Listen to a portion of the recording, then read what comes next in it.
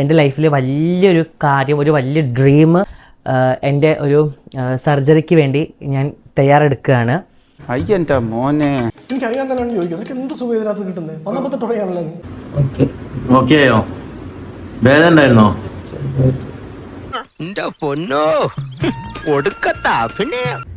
അങ്ങനെ എൻ്റെ ലൈഫിൽ വലിയൊരു തീരുമാനം നിങ്ങളോട് പറഞ്ഞിട്ടുണ്ടായിരുന്നു. ഞാൻ എൻ്റെ സർജറി കഴിഞ്ഞു. അടിപൊളി. ആ ഒരു സിലിക്കോൺ സാധനം വെച്ച് കിട്ടുന്നതന്നെയാണ് ഈ പറയുന്ന സർജറി. കഴിഞ്ഞ സർജറി ഇത്രയൊക്കെ അഭിനയിച്ചു കൂട്ടിയില്ലേ.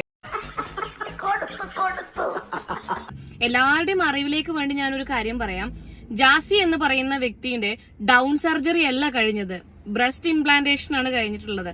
അതിനാണ് ഇങ്ങനെ എനിക്ക് യൂറിൻ പാസ് ചെയ്യാൻ ബുദ്ധിമുട്ടുണ്ട്, ഞാൻ യൂറിൻ ജസ്റ്റ് ഒന്ന് പാസ് ചെയ്തതേ ഉള്ളൂ. ഇപ്പോ നിങ്ങൾ ഗർഭത്തിന്റെ കാര്യത്തിൽ ആൾക്കാരെ മാനിപ്പുലേറ്റ് ചെയ്തതുപോലെ തന്നെയാണ് ഈ പറയുന്ന സർജറിന്റെ കാര്യത്തിലും നിങ്ങൾ മാനിപ്പുലേറ്റ് ചെയ്യുന്നുള്ളത്.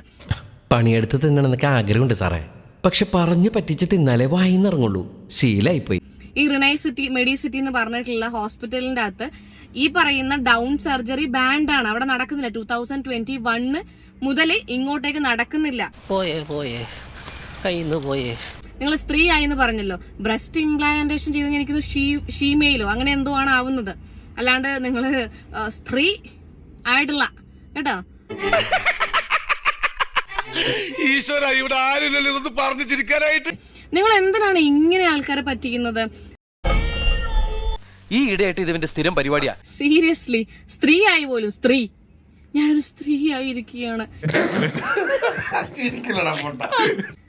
ഇങ്ങനെയൊന്നും ആൾക്കാരെ പറ്റിച്ച് ജീവിക്കരുത്. ഹേ, അതൊന്നും എനിക്കറിയാൻ മേല. ഇങ്ങനെ എന്തെങ്കിലുമൊക്കെ പറയുമ്പോഴേ എന്റെ മനസ്സിനൊരു സന്തോഷം ഉണ്ടാവുള്ളൂ. ഞാൻ എന്റെ സന്തോഷം നോക്കിയാ പോരെ. എന്താ അത്? എന്തൊരു അഭിനയമാണത്. ഇവനൊക്കെ എന്ത് ചെയ്യണമെന്നറിയാവോ? വെടി വെച്ച് കൊല്ലണം. കൊറേ ആൾക്കാര് പിന്നെ സങ്കടത്തോടു കൂടി വീഡിയോ ഇട്ട് കണ്ടിട്ടുണ്ടായിരുന്നു.